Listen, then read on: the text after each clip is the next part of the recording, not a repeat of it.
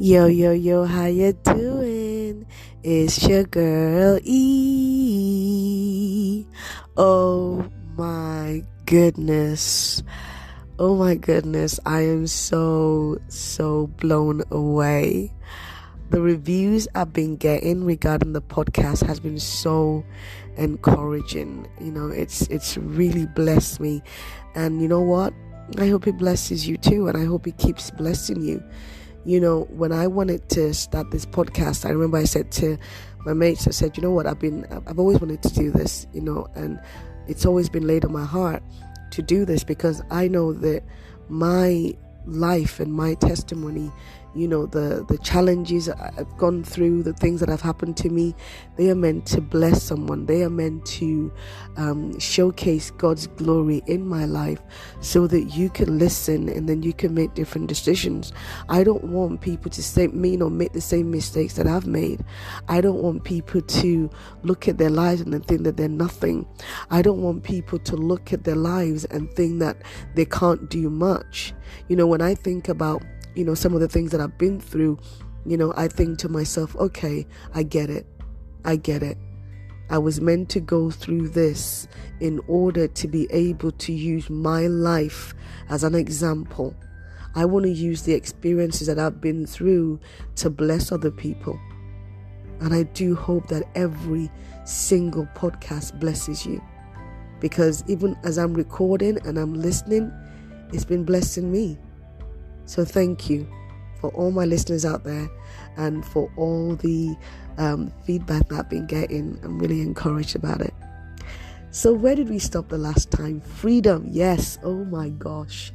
Esther was free to do whatever she wanted to do, free from the uncle, free from everything. Living with my cousin was amazing to me because I could go out, I could do whatever I wanted to do. Nobody could stop me. And I was young, obviously, young and stupid. I would say that because I honestly, I keep saying I could do everything, and I did. Oh, what didn't I do? I rarely stayed at home, and if I stayed at home, we had a party as well. I was always out drinking. I was always high. Sometimes my attire, oh my God, it would just be bra, mini skirt, and what's called knee-length boots. Gosh, I looked hot. I looked good. I mean, I could wear it now. I don't think my belly would take that. It wasn't appropriate. But yeah, I had belly ring, I had a nose ring. I was, I think I mentioned before, I'd gone shoplifting. One of the, the most dangerous bits that I did when I was younger was, carjacking. We would hotwire a car and we'd drive it, and then we'll crash it and then we'll leg it. Okay, I hope this never goes anywhere again. Anyway, but as I said, I was stupid.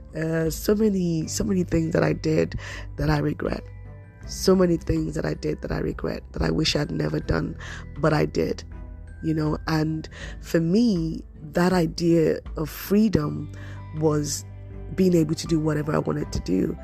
And I think I mentioned the last time, my idea of freedom now and when I was younger, oh my gosh, massive contrast.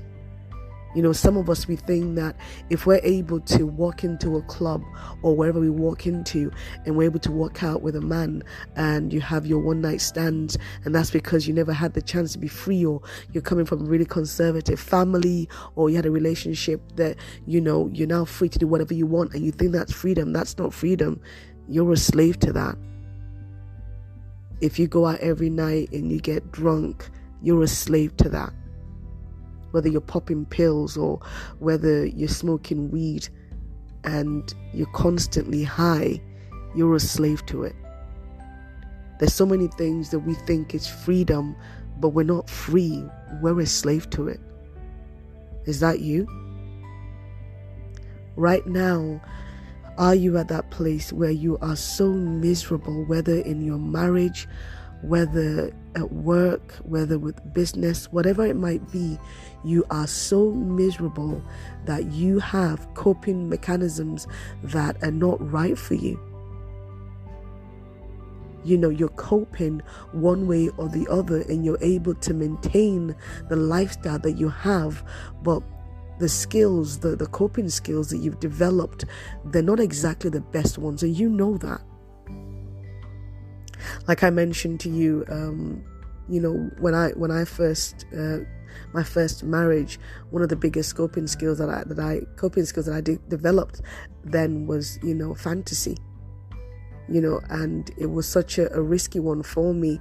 I'd drop everything I was doing just to go back home to fantasize. And it wasn't about fantasy about sex.